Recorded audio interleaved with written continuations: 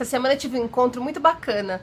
Eu fui conhecer ao vivo a Eloá, que tem uma página no Facebook chamada Vencendo o Burnout. O que eu achei muito interessante, nós duas, na verdade, a gente estava falando sobre o burnout e a Eloá tem exatamente metade da minha idade. Então ela teve o burnout dela com 22 anos e eu com 44. E aí, num determinado ponto da conversa, a Eloá falou assim que ela gostaria de ter passado por essa experiência mais velha. E aí eu falei, sério? Porque eu gostaria de ter passado por essa experiência na sua idade. Pra mim sempre foi tão claro que era melhor passar com 20 anos e pra ela sempre foi tão claro que seria melhor se ela tivesse passado por aquilo aos 40. E a gente achou muito interessante essa diferença de ponto de vista. E por que ela acha que seria melhor pra ela ter passado por essa experiência mais velha? Porque no ponto de vista dela, ela, por ser muito nova, tem uma inexperiência que leva a uma grande insegurança em relação a muitas coisas. Então, o modo de pensar dela sempre foi achar que ela estava errada, ou que a culpa era dela, e que isso contribui enormemente para o burnout. E isso faz com que seja mais difícil você entender o que está acontecendo, lidar com aquilo e superar esse tipo de comportamento. Então, na verdade, a Eloá foi obrigada a amadurecer na marra, né? Aqueles choques que a vida joga em você e que você tem duas opções. Ou você se entrega e vira um ninguém, ou você amadurece na raça, pega o touro na unha e segue a vida. Que foi o que ela escolheu fazer. E por que no meu ponto de vista, passar pela experiência de um burnout na idade dela seria... eu não vou dizer melhor, tá? Seria menos pior. Bom, em primeiro lugar, a gente sempre tem a questão da saúde, né? Um corpo com 44 anos reage de uma forma muito diferente de um corpo de 22. Então, é claro que a reação do meu corpo é muito mais demorada do que se eu tivesse a idade dela. Mas a questão central para mim nem é essa. Eu acho que a pessoa que tem mais de 40 anos, ela tem uma série de vícios, né, de comportamentos, de hábitos, de crenças que a gente vai adquirindo ao longo da vida e que ficam muito sedimentados ali na nossa mente, no nosso modo de olhar a vida, de interagir com as pessoas, de fazer nosso trabalho. Se você souber dirigir, você já experimentou brecar o carro com o pé esquerdo? Tenta, mas tenta assim, quando não tiver nenhum carro em volta do seu. Porque como a gente está acostumado a ir acelerando aos poucos, a gente breca também com cuidado, a gente tem uma noção ali de quanta força a gente deve colocar no pedal do breque.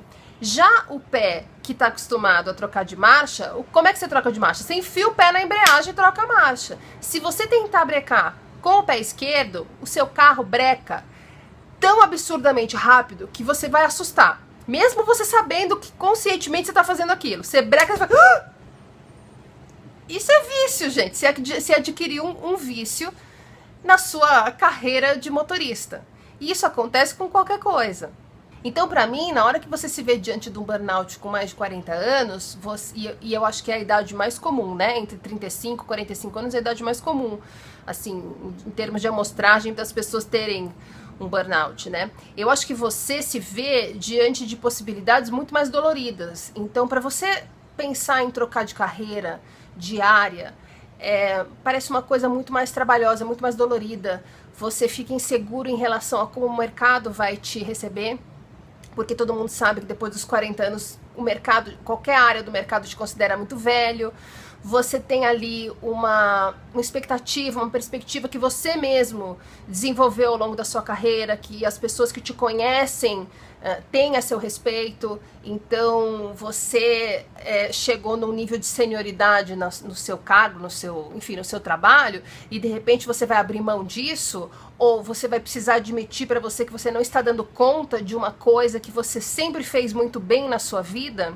Depois dos 40 fica muito difícil você ter que abrir mão das coisas, você ter que mudar radicalmente a sua vida. Você já tem um nível de gasto fixo muito alto, você geralmente já tem uma família constituída, talvez você ajude seus pais, você está criando seus filhos, você já tem financiamento dívidas, compromissos financeiros, você já acostumou a enterrar algumas emoções ou algumas áreas da sua vida que você não se sente tão confortável ou acha que não evoluiu da maneira como você gostaria?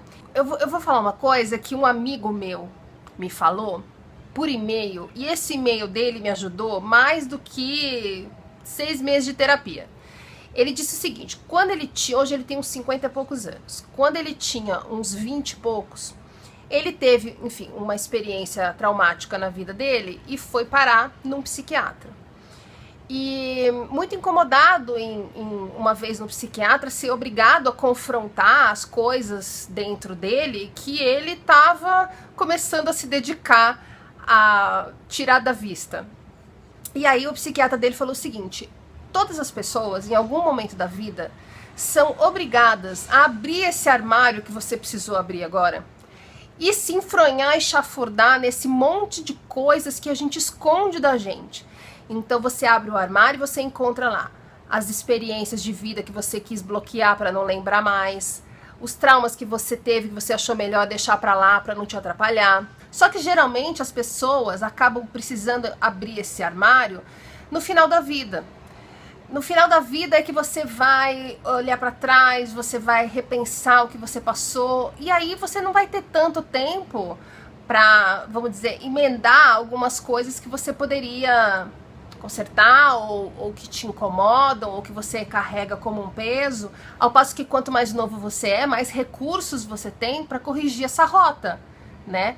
Eu acho que, assim, no meio da vida ter passado por isso é menos ruim do que se eu já tivesse, sei lá, 60 anos. Mas certamente não é tão bom quanto se eu tivesse passado por isso aos 20 anos. O fardo é mais leve e a gente consegue mudar de direção com mais leveza. Agora, quando a Eloá fala a respeito da inexperiência e da insegurança, para mim, a insegurança não vem só da inexperiência.